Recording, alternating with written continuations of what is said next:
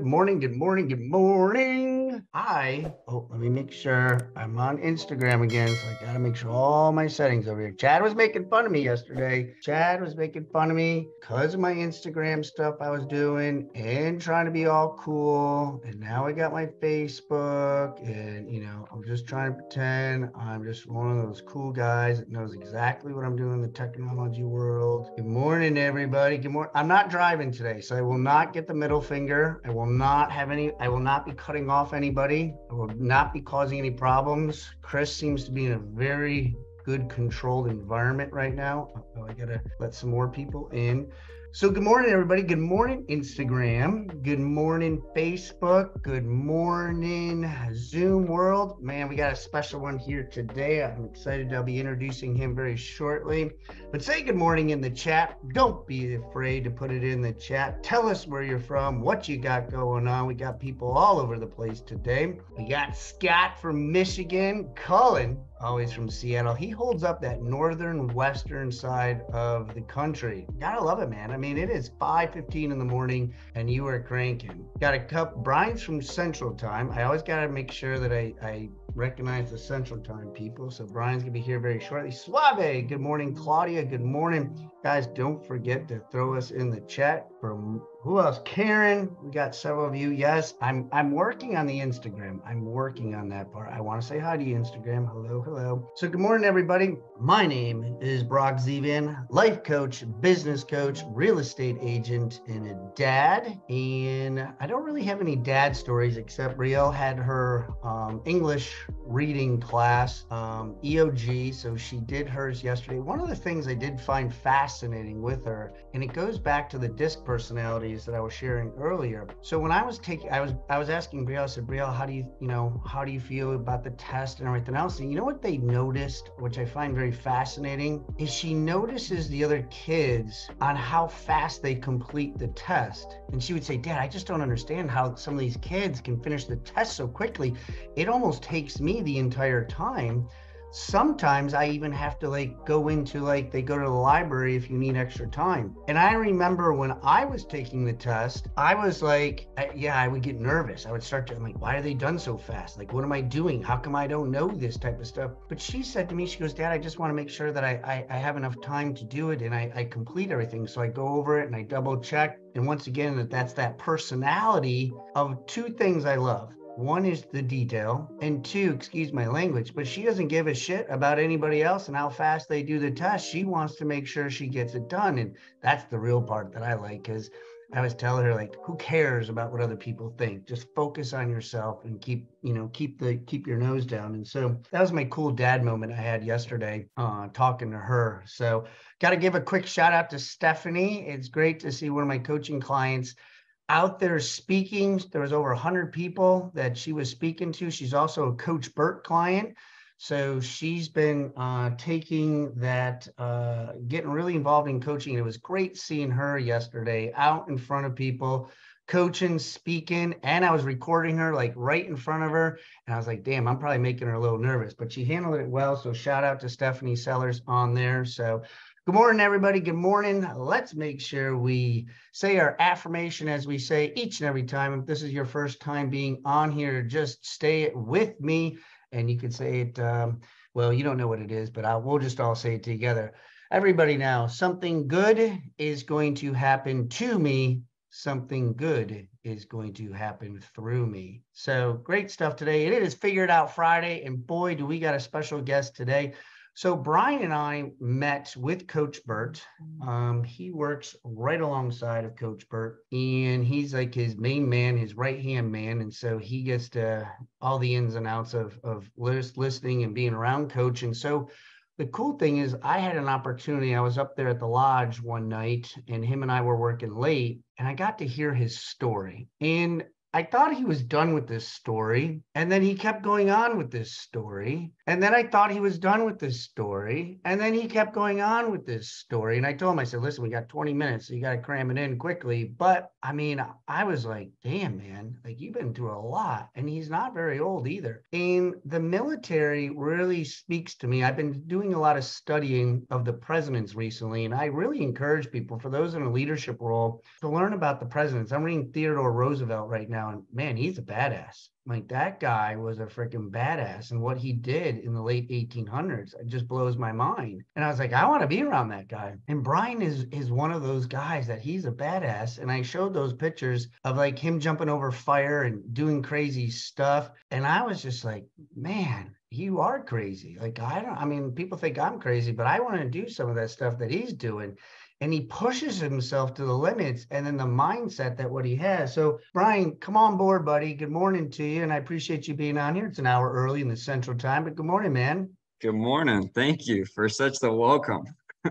Yeah, I really appreciate you sharing with me, and I'm always in awe when I get to hear. I feel like it's a privilege to be able to hear people's story, and so kind of as we talked about, share with your story. You could be as vulnerable as you want, spiritual as you want, because it is your story, it is your life, and how you had to figure out some of the things that you went through, and some of the things you're still figuring out, and where you are today. So, man, I'm gonna give you the microphone, brother. Here you go. Awesome. Thanks, Brock. I greatly appreciate this opportunity to get on here and to speak. I think highly of you yourself.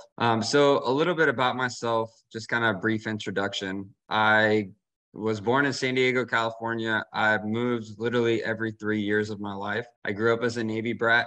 My dad retired from the Navy as an air traffic controller. I bounced from coast to coast quite a bit, lived in Hawaii longer than anywhere I've lived. I graduated high school from the Clarksville High School in Clarksville, Tennessee. From there, I went to the University of Kansas for Navy ROTC. And then I ended up going into active duty myself. Was a Navy logistics officer for just under 6 years active duty. Have literally been all over the world in the fire, in the chaos, as far as operations and stuff that I walked into as an officer. And then I'm currently still serving as a Navy Reserve officer. I'm actually attached to a SEAL team out in Coronado, California. That's awesome. Yeah, so First of all, I just want to say on behalf of everybody on the show, thank you for your services, and thank you for continuing.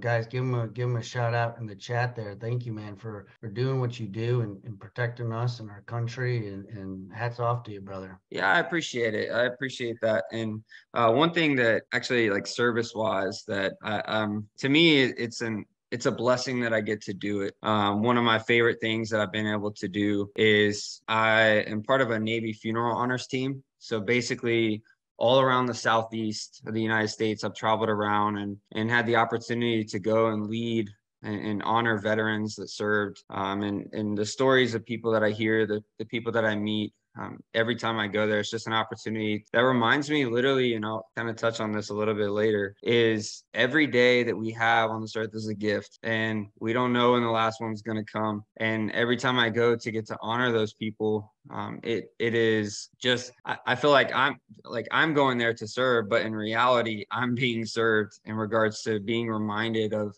at the end of the day, we're all going to end up in that same place. And it's, to me, it's just a reminder of my bigger picture of what I'm doing. And it is something that motivates me to continue to do everything I can to be able to be an inspiration and to serve other people. And so, yeah, but as far as a big thing that I will touch on a lot is just the theme rise up today, and rising up, and what I will go with that as far as is, I'm a big into obstacle course racing. I don't know if you've read the bio that Brock put out there, but I love obstacle course racing. I got involved with it back in 2019, did my first race, and I'm a type of person that loves challenges. I love an opportunity to prove to myself that I can do anything I set my mind to. And on that note, so when I was 5 years old, I was in the hospital, and long story short, when it came time for me to get out of the hospital, my dad and I was in the hospital for about 20 days. And when it came time for me to leave, the last day before I left, the doctors were telling me and my dad that I'd live a completely normal life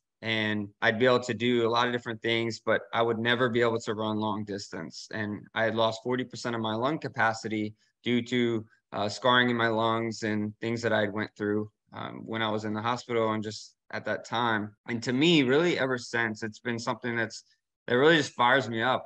I love when people tell me I can't do something. I'm just like, man, you don't know who you're talking to. I You just put that in the chat that it just like, if you want to piss me off, or you like, Mike Kastner does this to me all the time. All you got to do is you tell me I can't do something. I'm like, all right, now you're Yeah. scared. Yeah. And so for a while I was really like in high school and college, one goal that I really had was I wanted to complete an Ironman triathlon. And when I went to the University of Kansas, I joined the University of Kansas Triathlon Club team, and I was working my tail off. Like it's one thing to have goals, but you also have to put in the work, and you have to put in the time to actually to make it happen. It's not just gonna fall from the sky and just magically you're going to complete something like that. But it really starts in your mind. Whatever you're doing, whatever goal you have, it really starts by you deciding. And Coach Burt talks about this a lot. Like, you have to decide, you have to commit. And then when you commit, you gain courage from that commitment. And then it's just something for me as far as the Ironman triathlon was a big goal that I had. I ended up completing it. And it's that whole saying of, oh, you lost 40% of your lung capacity, you'll never be able to run long distance. That's something that really is what I would say started my motivation to be able to do these endurance events. And I was motivated by Rocky Balboa and all those movies, and that underdog mentality. Like, I love that. I come from a family where my parents are divorced. I had a lot of times in growing up where I really had to step up and help my dad in almost like a parent figure. When my dad was at work, I would have to help out my two younger brothers a lot, and it taught me a lot from a young age. It required me to really step up and to learn that I can sit here and complain and make excuses, but that's not going to do anything. And I contribute a lot of my mindset today to how my dad was so hard on me. I think a lot of people today, that a lot of people just want the easy path. They feel like they're entitled to success, and it doesn't work that way. All of these things that I do, obstacle course racing wise, endurance wise, like it all to me is an analogy of life. Like, you're gonna have obstacles that come up, and some days you're gonna. Before I start an obstacle course race, I typically will know the course. I'll know the map.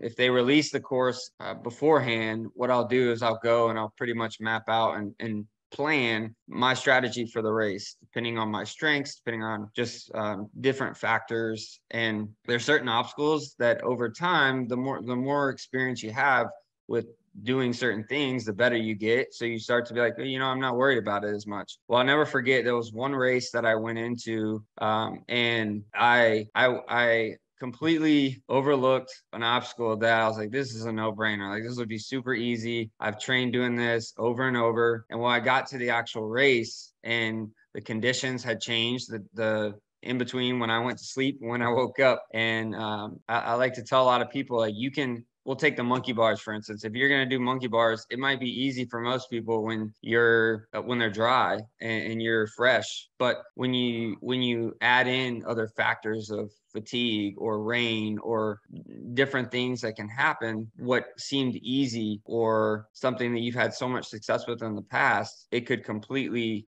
derail you if, one, you're not mentally prepared. There's a lot of things in the obstacle course racing side of things that I love it because it correlates a lot to life. And for me, I've been through a lot of different things. As far as moving every 3 years had its own struggles and challenges. But one of the things that I'll really talk about the most is when I chose to leave active duty. I ended up leaving. I moved to Chicago, Illinois for 4 months. I took an internship out there with a company as I was transitioning from active duty. But I moved strictly because of a relationship that I was in. I bought a ring for this person. I was planning to propose. And as soon as I got out there, long story short, things just blew up in my face. And I was stuck in a place where I didn't know anybody except the person that didn't even want to talk to me anymore. I had a lot of stuff going on with my family at the time. I absolutely hated my job that I took strictly for location. And mentally, I was a wreck. Like I went through depression, I went through anxiety, I went through suicide ideation. And even though I'm seen by a lot of people as a positive person, I dealt with a suicide attempt. And by the grace of God, I'm still here today. And people came into my life at the perfect time. And man, it's just a blessing that I'm still here today. And now, like, my mission is to be able to take all the things that I've been through and be able to help other people understand, like, your life is going to bring obstacles. Sometimes you're going to feel like you don't know what to do. You don't know how you're going to make it through. And when this relationship blew up in my face, I had been training for obstacle course racing world championships that I was going to go compete in for an entire year. And I flew out to this year. It was in 2021 in Stratton, Vermont. I got to fly out there and to compete. And literally right before the race, I just remember I didn't feel like I could even run. I was like, there's no way I can do this. And I remember I had a conversation with my dad at the time, and he was like, Bryan, just leave it all out. Just pour it all out on the course. And I'll never forget that moment. I finished second in my age group in the world when I did that race. And I just remember looking back and thinking, I just remember thinking, like, I'm not mentally, I was a wreck, y'all. I didn't know, I didn't even want to get out of bed. And I'm just grateful for the opportunities I've had, and for really just the people that have came into my life that have kept me on track and poured into me and helped me to get over those humps. And I think a big part of success is really who you choose to hang around and who you choose to let pour into you. And it really has a lot of effect on your confidence and your mindset, I think, with whatever you're doing. But then so the world championship was great, and it was a huge confidence boost that really, I would say, was kind of a pivotal moment for me, where I really started to rise up in my own life, I think, and really just not care what other people started to say or to think. And I was just like, man, God has gifted me with this ability, and these opportunities, and I'm gonna use every one of them to be able to bless and serve other people. And then when it came time for me to to finish my internship in Chicago, I was looking for different opportunities, where I was going to work, where I was going to move to. And an opportunity popped up for me to come back to Nashville, Tennessee, which is around the area where my family lived. And as soon as I got here, literally like within a couple weeks, as soon as I got here, I was at work, and I remember my boss had called me, and he's like, Bryan, I need you to come back to the office. And it was really strange to me at the time. Well, I got back to the office, and my dad was in my office, and I'm like, what in the world's going on? Like, this is not normal. So, the first thing he told me was my cousin. I lost my 21-year-old cousin to suicide as soon as I got here. And I've lost a lot of people at a young age. So to me, death has become very numbing in a lot of ways. But that really shook me in a lot of different ways. And I'll never forget the night that I went to my aunt's, yeah, amen, Stephanie. I believe that too. The night that I went to my aunt's house after this had happened, one of my other cousins came up, and literally the first thing she said was, Bryan, I believe this is why God brought you back home. And to me, it was like, I don't understand why you would say that. And at the time, I didn't really know how to take that, but it was really encouraging to hear that all these things I've been able to do. And really it's just, and I'm just human. I literally just try to use all the talents and the ability and the gifts that God's given me to be able to pour out and spread love and light to people all over the world. And all of these tragic moments, all of the things that I've been through, and I haven't even touched on a lot of them, but all of these things, I've been able to just take them and open myself up and be vulnerable. And what I've seen is it's impacted a lot of people that have came up to me and said, Bryan, like, that is exactly what I needed. And these are things that it's allowed me opportunities to, I started an organization called OCR for Christ, and it was using my obstacle course racing background to, so there's a woodpecker here at Coach Bird's Lodge and it's making a lot of noise. So that's why. And You don't hear that very often on the show. There's a yeah, woodpecker over here. yeah. So it's that's why I keep looking. So as far as the OCR for Christ ministry, it's like I've been able to use the things that I have been able to do and be able to just create community. Like I'm all about creating community. Really, people, wherever you are in life, wherever you are in business, like you have challenges that sometimes you don't know how you're going to get through. And I mean, doing things to really help with your mindset, as far as things you listen to, things that you do to plan ahead of time, but most of the people that you hang around, the community that you surround yourself with, I think is extremely important when it comes to your success. And yeah, so I mean, as far as the figure out Friday part of it, like for me, it's really just been taking a step back and really, I think once you realize who you are and you stop worrying and stop caring about other people, then you really start to do the things that you were put on this earth to do. Like everybody is so focused on, I need to do this, or I need to be like this person. Like, especially today with social media, there's a lot of highlight reels out there that people just want you to see the good parts of their life. And I'm not knocking that. But there's multiple sides to the story. Like everybody is human. Everybody has struggles in life and business. It's just really, you just make a decision that no matter what happens, that you're going to find a way.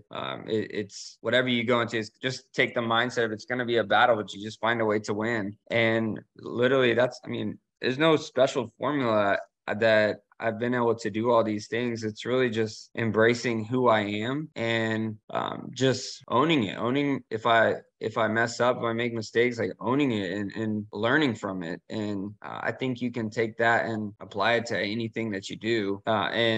So yeah, I don't know if that's kind of for me, Brock. I know you said time wise.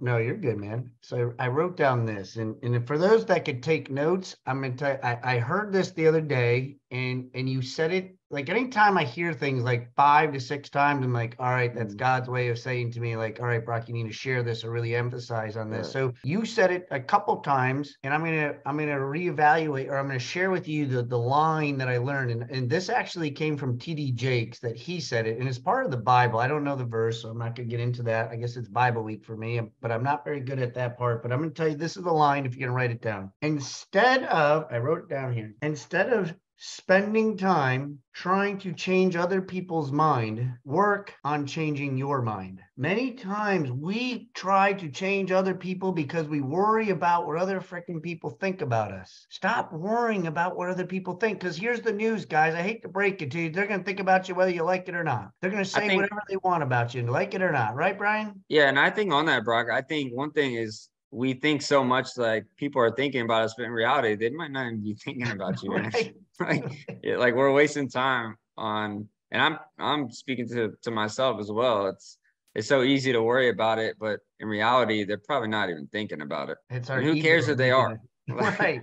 Yeah. It's like, it's so true. And so when you shift that, and you really, because if I told everybody, raise your hand, give me a thumbs up, tell me something here, do all of you, I'm going to say 90% of you know something already you need to change in your life. You already know what you need to change in your life, yet we'll worry about something else instead of focusing on what we need to change in our life that's going to put us in a better position. The biggest thing that I work on every single day is discipline financially. Discipline financially has been a thorn in my side, and we were talking about it yesterday, that if we all won the lottery right now, our previous behaviors and patterns will probably make us broke in about 6 months because we haven't changed our spending habits. We just have more money to spend. And so when you share with me, like, work on ourselves, focus on yourself, because when you're having suicidal thoughts, I'm pretty sure, Bryan, that you're by yourself, aren't you? Yeah, a lot of times. Yeah, usually you're kind of I mean, there were days where I was in that internship where, I mean, as a guy in today's society, it's not very accepted, I guess you would say.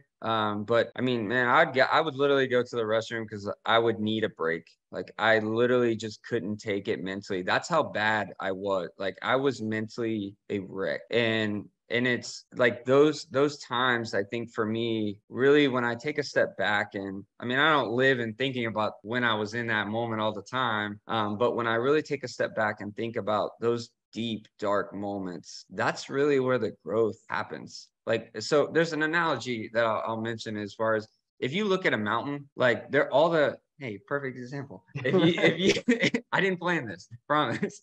If you look at a mountain and you look at the very top, like there's no growth there. There's no growth because it doesn't grow at that altitude. And when you look down in the valley, that's where all the life, that's where all the growth really is happening. And it's the same thing in life. Like when we're on mountaintops, yeah, it's great and it's awesome. And I love opportunities when everything's going well.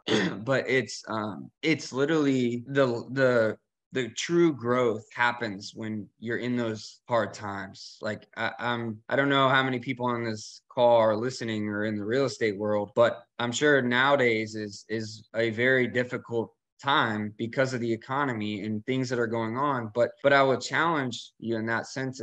It's the mindset that you take to every day. I have a saying that I say a lot, and it's, every day is not a good day, but there's something good in every day. And it really, your perspective that Say that again. so every day is not a good day, but you can find something good in every day. And sometimes you have to take a step back, and maybe you just need to put your hand over your heart and feel that your heart's beating, and know that you're still here because you have a purpose. And I think, I mean, some days I have to really take a step back and stop focusing on the 8 hours in front of me and focus on the 1 second in front of me. And I think that has a lot to do with success in anything you do, is being able to really control your mind and not let your mind control you. And I have a lot of good friends that are phenomenal endurance runners, and they've done some extreme things that sometimes I question them, like, how the heck did you do that? And I had an opportunity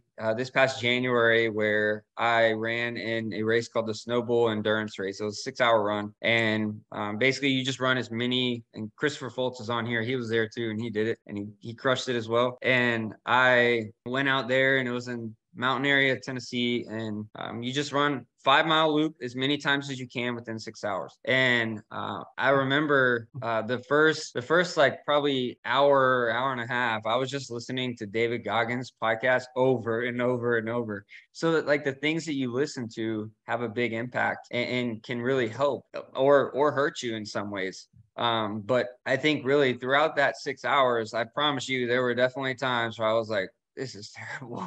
Like, what am I doing? And, but it's literally like, I made a decision that I wanted to go out there and run to the best of my ability and show like, hey, I can do this. Even though when I was 5 years old, I was told I'd never be able to run long distance. I had lost 40% of my lung capacity.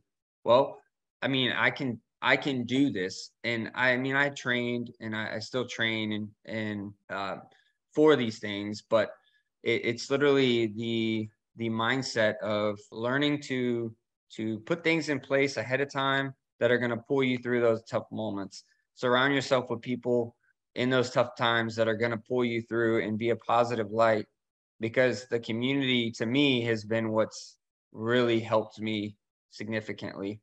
And I know we're running out of time, Brock, and I've been all over the place today. So I apologize for that. You're good, man. Listen, guys, give him a thumbs up, give him a heart in the chat, give him a heart in Facebook. Lisa and Karen and Kelly and Pat, all those in Facebook world, thank you so much. Give him some love, give him some hearts on that. We put his information, guys, inside the chat room, so you can reach out to him. You can ask him. Listen, I don't know about you guys. When he says run around 5 miles for 6 hours, I'm like, I struggle in the car for 6 hours, like, let alone running for 6 hours, for crying out loud. So like that's crazy stuff to me, but that is the mindset that pushes you through it, which makes me think of like, all right, what can I push myself a little bit harder with? But Bryan, I really appreciate you being on here, man. I appreciate you sharing your story. I appreciate your services in the military. It just is amazing, and hearing all the different funerals you've been to and serving into that organization and seeing that. I think emotion is such an impact in so many people's lives. And so Guys, I appreciate everybody staying on here a little bit later this morning. I want to wish everybody a very, very happy Memorial Day weekend. Thank you for all those who serve. Thank you for all those that are on the show in the military. I appreciate everybody that has been on here each and every day. Guys, I know it's a holiday on Monday, but you know how I am on holidays. I drank on a holiday, so that means I'll be here on a holiday. So if I can make bad choices, I can also make good choices. So I'll be here on Monday at 8:15. I appreciate Bryan. Thanks, brother, for being on here. Thank you all for being on here. We will see you guys Monday at 8:15. God bless you all. See ya.